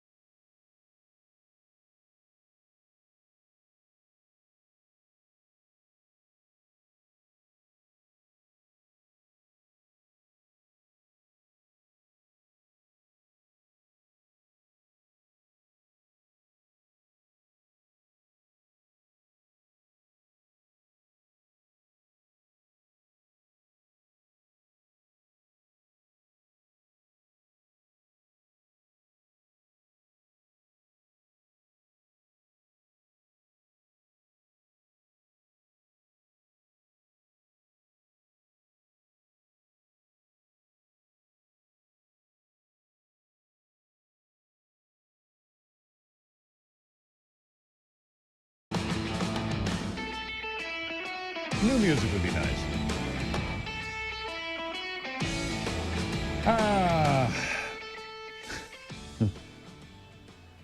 Anthony, what is wrong with that kid? All What right, kid? so you. Me? That you. Yeah. Anyhow. Disciplinary meeting right after the show. I'm kidding. Let's bring in Ron Rademacher. He's so lost he can't even find a television camera. Apparently, Ron. Hello, Ron. Are you out there? I am out here. I'm waiting on my disciplinary meeting. Yeah, don't worry. It's coming up too. You're Yes, you're on double secret probation, pal. Yeah, I know that I am. Even if I didn't know, I know that it's coming. It's you can count on it. But yeah, we're had a little bit of trouble finding a signal that can handle a camera, so we're doing television or telephone only this morning. How you doing, Steve? I'm lovely. And where does this telephone find you today? I am actually beneath the southern end of the Mackinac Bridge as we speak. Oh, underneath. Yeah. I'm just Ron? underneath it. You can walk around underneath there. I can get you a there's- hotel room. You don't need to sleep under the bridge. Yeah, well, I wish I'd have known that ahead of time. I'll put that on my list. Let me write that down. Contact Steve. Contact Steve. Don't need hotel. a tent. Right. Yeah, get a hotel. Yeah. No, I'm up here at the Mackinac City Wholesale Gift Show, where we host the small retailers that are coming in from all over, and so they didn't have enough bandwidth in the facility for me to hook up the camera. So here we are. All right. Well, there you are. So what are you finding? What are the color conditions? What's it like living under a bridge? Tell us, Ron. Well, it is lovely. The temperatures are amazing. It's been in the mid-70s all week. Well, that's lovely. And even in the parks, the stumpers are sprouting out everywhere. So if you want to go mushrooming, and the colors are just beginning. All right, it's not time to come yet. They're just beginning. You can look at the webcams I've got on MichiganBackroads.com at the different Department of Transportation cameras and see it's not quite ready. And we do have an audio, by the way, that went up on Michigan Backroads today and is on Michigan News Source. The color tours across the Upper Peninsula, the entire thing, about 8 or 10 great destinations, some of them unknown, but you're still a week or so away from having really great colors. So I'd hold off. Even up there? Even up here. All right. Yeah, I'm sitting in a park here that's full of hardwoods, and there's hardly any color in the trees at all. And immediately in front of me is the Straits of Mackinac. All right, so fair enough. not yet. All right. But when next week when it frosts, it was 39 this morning. So in a few days when we have a frost, bam, those colors will come. So you got to be ready to pack up your tent, bam, find the bridge, and head out. Bam. Got it. I'll tell you a good one to go to. I don't know if you've got your cheat sheet, but did you see the listing for Scanny that I have on the Upper Peninsula? Yeah, I don't know what that is. Well, Scanny, this is one of the great ones. This is the sixth time they've done this. It's an ATV ride. You get on these side by sides and go riding out on the trails, and they take you on the lands that are not ordinarily accessible to the public. And let me tell you what that means. Scanny is in the Huron Mountains, up by Big Eric's Bridge, and some of that is is part of the Huron Club. So some of these lands you can never even go onto, but this group takes you out on a guided drive, and they'll take you to waterfalls that are not on the maps. They're going to take you out to scenic views you've never heard of. It is a good one, and I've been run off of most of that part of the mountains. It's gorgeous up there. So if you've never been up to that part, this is up by Lance is the closest thing that you might be aware of. Yeah, I'm looking it up now. I'm trying to figure out. It looks like it's got a population of 102, 103 when you're there. So it's been growing. Yeah. Good. Yeah, 103 when you're there. I'm just looking where it is. Man, that is a remote little spot, isn't it? Yeah, that is a remote little spot, and the mountains up in there. That's where the big cut is, which I have yet to go photograph. That's for another book. But, yeah, that is a gorgeous area up there. And if you know where to go, the scenery is fantastic. That's where Mount Arvon is. That's said to be the highest point in Michigan. It is no longer the highest point in Michigan. Why? But even when you get up on that, if you're not in the right spot, you don't have a great view. So this ride is well worth it. Why isn't it the highest point in Michigan anymore? Because the slag heap at the Republic Mine is now so high that it's higher than Mount Arbonne. Come on. No, you can look it up. You can The look it highest up. point in Michigan is a slag slag pile? Is a slag pile from the Republic Mine. I believe it's the Republic Mine. And, down on Route 95. If you've ever driven that road, you're coming north up by Republic, and all of a sudden here's this mountain up there, and it looks like an ant. Then you realize that's a big truck up there dumping, the tailings from the iron mine. Wow. Well, that pile is now higher than Mount Arbonne. All right. So one of those things, little tidbits that you only get at Michigan Back Roads. All right. I'm just looking at the Finn's Bar and Grill in Scanny, Michigan. Just checking that out. Oh, yeah. All right, go ahead. And that's Big Eric's Bridge is out there too. And I can't remember the name of the saloon that's next to that bridge. It's a great part of the state that very few people make their way into. So this ride that Scanny does, if you can get in, it's well worth it. Well worth it. All right, fair enough. And we blew a lot of time on that, didn't we? That's all right. But it was fun. Yeah, it's all right. We've got the Mackinacs having their Fudge Festival. The Canal Colors are going on in Houghton. All this stuff is on Michigan News Source and MichiganBackroads.com. But I wanted to make sure that we did have time for that one. And, of course, Steve, if you can't get up there, Grand Ledge is having their Beer Fest down on Island Park October 4th. So all is not lost. There are beer festivals still going on. All right, hold on. You know what? We're going to hold you through the break. You're on the phone. You're taking it easy. He's still in his nightgown. Nice under the bridge. Hold on. The guys, you got the fire going on over there in the trash can was looking good. Perfect. Get the hot dogs. Back in a second with a little bit more from Ron. Don't go anywhere.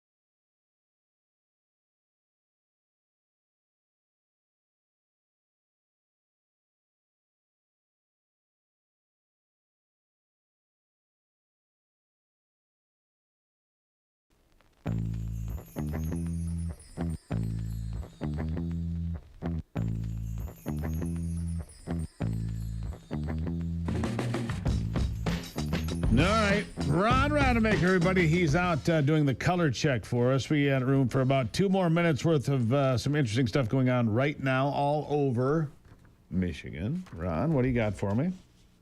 Well, one of the best ones, that we do talk about every year, but the SS City of Milwaukee in Manistee, that's the ghost ship. That's the old the old railroad car ferry that used to move trains across the Great Lakes. So that's now a museum. They have their haunted ghost ship thing going on, and that is also you get accommodations there. You can stay on that ship as a bed and breakfast if you want to get haunted. That's pretty cool. That is pretty cool. And and if you've never toured that ship, I can strongly recommend it. It's almost as cool as the SS Edson. And for you birders, we'll jump back to the Upper Peninsula, Whitefish Point up there by Paradise. They have their bird observatory birding tour October 5th. So, again, one of the really fast-growing sports is bird watching. That's going on this weekend. So that's pretty cool. All right, so there you got that. Oh, and I was trying to decipher something you put at the bottom of the page here. because it's the University of Michigan Climate Week. University of Michigan Climate Week, engaging in innovative events focused on collaboration, engagement, and collective action aimed at building momentum and hope for the future. So my question is, what does that mean? I have no idea. I mean, what? Because what I looked at the curriculum, the schedule. I can't find anything that tells us how much global temperatures will drop as a result of these engaging in innovative events. Let me ask you something. Didn't you just tell me it's been in the 70s up there in the UP when you've been traveling around here in the last few days? Yes. Did you love it? Did you love it? I got flannel shirts with me. Yeah. But I went out to McGulpin Rock just to check to see if the level of the water has risen since I was there 8 years ago. It has not. It has not. So it has not risen. Yeah. So I'm not sure exactly what to make of that. But yeah, this is a climate week thing. If anybody knows what it means, how much temperatures will drop, I'd love to know so I can write about it. You can send a note to MichiganBackroads.com, MichiganBackroads.com, MichiganBackroads.com with Ron Rademacher. Ron, good luck out there. Thank you. I'll remain confused on the climate. Have a good one, Steve. State Rep Jay DeBoyer after the break talking about the avoided shutdown in Lansing. It's straight ahead.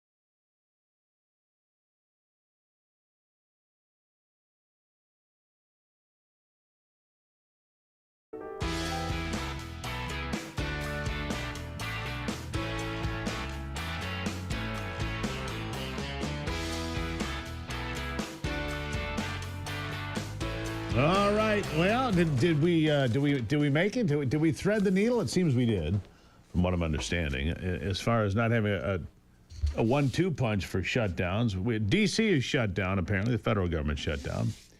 But in Lansing, apparently we avoided it, came this close. Jay DeBoyer here, state representative from the east side. Jay, how are you? I'm good, Steve. How are you? I'm good. All right, so what happened? Where are we? Bring us up to speed for anybody who's just joining us and trying to figure out what's going on. Yeah, so effectively, the Michigan government is still open and operating today. I mean, I guess that's depending on which side of a perspective you come from. That's a good thing. Last night, I think we wrapped up on the House floor probably at about 2 a.m., somewhere in that window. Last March, we put forth a government shutdown prevention plan that basically said, hey, we're going to put a funding bill together that funds the essential operations of the state of Michigan, because we had started to hear rumors and rumblings about a potential government shutdown coming, obviously now, October 1st. Right. And Steve, I don't support government shutdowns. I don't support, leveraging the services that go to the taxpayers and the citizens of the state of Michigan in order to get pork spending, in order to get dollars allocated to a representative that they can go back to their district and put in, cricket fields or hip hop academies. I don't support that. And I think that's really bad politics and really bad policy. So we put forth a prevention plan in March, frankly, to prevent this from happening. And we were kind of mocked and laughed at, right? And told that, oh, this is just a gimmick. Well, I'm going to tell you, Steve, here we are on October 1st. And if not for us putting that bill in place in March, which we argue should have been passed then, we would be shut down right now. And but because that bill was sitting in the Senate chamber, they were able to bring it up last night, pass it, shoot it over to us in the House, and allow us to, ratify it, if you will, from our side, because they did make some modifications to it, and then send it to the governor and let her sign it. And what that has done essentially is it's kept state government open for about another 7 days. And the reason, normally I'd say, well, that's you're kicking a can down the road. But in this particular case, we have an agreement essentially with Senate Democrats and Governor Gretchen Whitmer for the budget, which means that that probably will be passed in the next 24 to 48 hours, at least based on the information I understand. It will then go to the governor. They will do their legal review, as they always do, which is typical, which they should do. And the governor intends to sign that bill. So it looks like, yes, we did avert the government shutdown. And I'm going to tell you right now, thanks to Speaker Matt Hall and Approach Chair Ann Boland for putting that together last March, we did avoid a government shutdown. So if you plan ahead, you can avoid emergencies? Is that what I'm taking away from this? Yeah, it is pretty amazing, isn't it? That if you actually operate government much more like at least strategic operations, much more like a business, that the potential for bad things to happen could occur, and you should probably prepare. It's amazing. You can actually function. So, look, it's Wednesday. Do you think this week or first part of next week? Just what's your best guess? Yeah, my best guess is that you'll see the budget pass through both chambers in the next 48 hours, and again, we are talking about politicians. So you could, anything can happen. A blow up could occur. Somebody could want to, $500,000 into their district and just say, I'm not going to support this. But yeah, next 48 hours, I would say you'll see it, and then it'll go to the governor for signature. All right. So we're on our way. All right. In the meantime, the Department of Health and Human Services, you're not impressed. We got about 3 or 4 minutes on this one. You say it fails in its most basic responsibilities. You're fired up over this one. Tell us why. Yeah, it makes me angry. It should make every citizen in the state of Michigan angry. This is not a Republican-Democrat issue. This is not a partisan politics issue. This is about the basic service that the state of Michigan and its government is supposed to supply to the people. Department of Health and Human Services, directed by Elizabeth Hertel, who's been there roughly 4 years. It has a $34 billion budget, and they cannot do basic things like protect children in the state of Michigan. Case after case after case after case from credible individuals. I'm not talking about a one-off post on Facebook. I am talking about county sheriffs, former employees, prosecuting attorneys, sheriff's deputies, who have come forward and told us examples of Child Protective Services not doing their job and not protecting children for some of the most amazing excuses and reasons. For example, I do not know how she can continue to be the director of Health and Human Services. yeah, what kind of? I mean, I'm looking through everything you've got here, and the other thing is, 2,000% increase in the number of people at DHHS, making over $100,000 a year in taxpayer-funded salaries since Hertel assumed that position. So everybody's getting paid a lot more. Are you getting paid a lot more? Because I didn't get some mandated. No, not getting paid more. And nor are the citizens, the taxpayers that are funding this debacle, nor are they getting paid more than they were in the last 4 years at that level of increase. There was 51 employees that made $100,000 4 years ago. There's over 1,000 now. And listen, I don't begrudge somebody for making a good living. That's not the point. Whoa. Say that again. There were 51. Yeah. Making $100,000. Now there's over. Now there's over 1,000. Oh, good Lord. Yeah. And if you look at the top 15 paid employees at the Department of Health and Human Services, all of their salaries are north of $350,000. $350 for the top group of people. Right. So what do we need to do? I mean, look, until you win an election here, I don't know that there's much you can do. I mean, obviously you bring attention to it, and I agree with you on that. But what can you do? Well, I mean, if you don't mind if I go a little bit political here. The House Republicans are the only chamber in Lansing, the only entity in Lansing that has a majority. The rest are held by Democrats. And we have consistently in the last 10 months demonstrated that we are for fiscal responsibility. We are for cutting waste, fraud, and abuse. And by the way, in this budget, we've done that. We've whacked over 2,000 ghost employees. We've made transparency on any. You come forward as a legislature and say you want some money to go into your district, you have to sign up and you have to go public and you have to testify to that instead of it just getting jammed in the budget. And what I would tell people is this: stop with the partisan politics and start looking at the actual behaviors and outcomes. Because if we go down the road we've gone down the last 2 years in the state of Michigan, we no longer will be competitive at any market. We will not be a place that will draw business. We will not be a place that provides good jobs. And I'm going to tell you right now, you can preach big three all you want. You can preach auto industry all you want. And yes, that's a giant segment, but it will not save the state of Michigan. You need to look at the things that are going on out of the House Republicans and make a decision come next year on which direction you believe is going to point us in an appropriate outcome. Get us back on the road, roads that are in better shape, hopefully. Yes, sir. Jay, got to leave it right there, my friend. Thank you for being here. Always a good conversation. A guy who's in politics but doesn't really need to be. Appreciate it. Thank you. Thank you, sir. Take care. As always. All right, so he says 48 hours, we're going to get it through the budget. It'll be there. And then on to the governor for signature.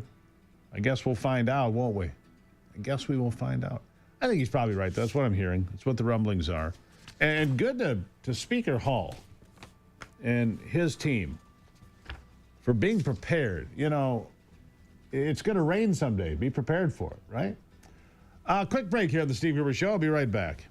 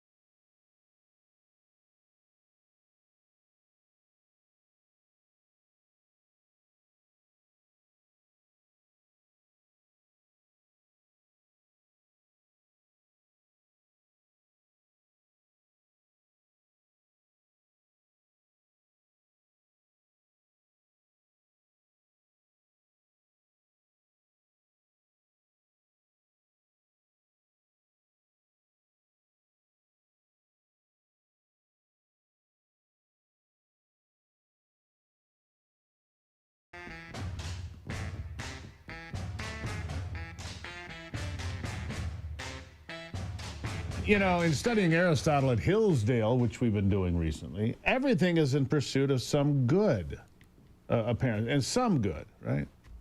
Putting Ivy on the air is in pursuit of a lot of good, a whole world of good. Look, everybody, it's Ivy. Good morning. A whole world of good. Oh, they're so excited. The people are all excited, Ivy. How are you? You know, I'm okay. I've been a bit tired the last few days, but overall, pretty good, pretty good. Yeah, you know, I've... in New York, they issue a migrant a driver's license. Yep. Without a first name. Did you see this story? Without any name. Without any name. No name given. This is says Illinois. No name given. Illinois. He's actually swept up in a raid. Yeah, I saw this. Yeah. Illinois, California, and New York give out not just driver's licenses, CDLs. This is insane. For 18-wheelers that weigh 80,000 pounds. So the governor of Oklahoma, you might have seen this, Ivy, said, not in my state, we'll arrest them all. He went down to the border with Mexico and helped them out. They arrested 120 illegals with CDLs. 120 illegal drivers with 80,000-pound rigs under their fannies. Unbelievable. It's just so scary. It's insane. Oh, Yeah. why are we doing this? No name given. And I wonder if there are a line of folks who can't get a job, you know, and who would like to be truck drivers but can't. Here's the thing. Can you go to New York, you, Ivy, and get a CDL, no name given? No. No. Can I? No. So why do we let illegal I don't aliens? even understand why. How is that even legal or possible to give no name? I don't even. How do you, if they commit a crime, or let's name many different things, how do you verify who they are? Well, you don't. Maybe that's the point. So, weird. Did you see this story? I'm sure you must have. The Des Moines Public Schools have accepted the resignation of the illegal alien that was their superintendent over 30,000 students. He's been in the country for years illegally. They find him. They try to pull him over. He runs. He flees. He hides in a bush. Does this guy. What's his name? Roberts? Whatever his name is. Ian Roberts. Because that's a great idea. Yeah. So they search his car. They find an illegal handgun, a Glock loaded, several $1,000s in cash, and then they trace him back to Maryland, where he's been a registered voter as an illegal alien since 2012. And I thought that they told us this couldn't happen, Ivy. Well, we know that that's not true, but it seems to me that we just little stories like this popping up all over, and you know, one person means many people are. If one person can do it, many people are going to find a way to do it, and it's unbelievable and unacceptable for sure. And then the students in Des Moines, some of the kids staged a walkout to protest that an illegal alien with an illegal handgun, and who knows where the cash came from, staged a walkout because it's unfair. Good Lord. Right, but did you see the story of the EU actually now? If you're going to be traveling at all abroad in any of the EU countries, they're actually going to require you to do fingerprints and facial recognition, and it's instead of stamping your passport, they're going to be doing these things to monitor you while you're in their countries. So let me get this straight. And so if you say you're going to be there for 7 days, and then 7 days passes, and then they don't see that you have left the country, they now have a mechanism to say, hey, you're overstaying your visa, you're overstaying your... Are they doing that to people that are flooding into their countries from they say that Central Africa and so forth? Well, I doubt that. No, I doubt it too. But they're saying that this is a crackdown on illegal immigration so that they can better monitor who's coming in and out. Now, for those of us who have common sense, it's like they're not going to be showing you their identification if they're trying to get into your country illegally. Yes. But, you know, you think about, you know, in our country, you're hosting a walkout because an illegal immigrant is found to be here and illegally, you know, voting in our country. And in other countries, they're like, hey, we're going to be monitoring you, and if you stay too long, we're going to kick you out. Yeah, it's like, come on, people, have some common sense. Yeah, here it is. Let me give you, starting October 12th, 2025, travelers from non-EU countries, including America, will be required to provide fingerprints and facial scans upon entering most European countries, part of the new Entry-Exit System, EES. Yep. There you go. Yeah. Look, you know what and I by think the it way, is? I don't know, but should we panic because the government shut down? I know you heard. Yeah, it did? No. Well, we didn't shut down. No. Yeah, so it didn't affect me. I know it's probably depending on how long ago it was. It may affect some back people. to this but fingerprint anyhow. scanning thing, facial recognition. I just think it's another way to trace everybody on the planet. It's another way for China to have access to all of our information, and the Americans and they all have all this information. Why do they need all of this? Right, but we've traveled abroad.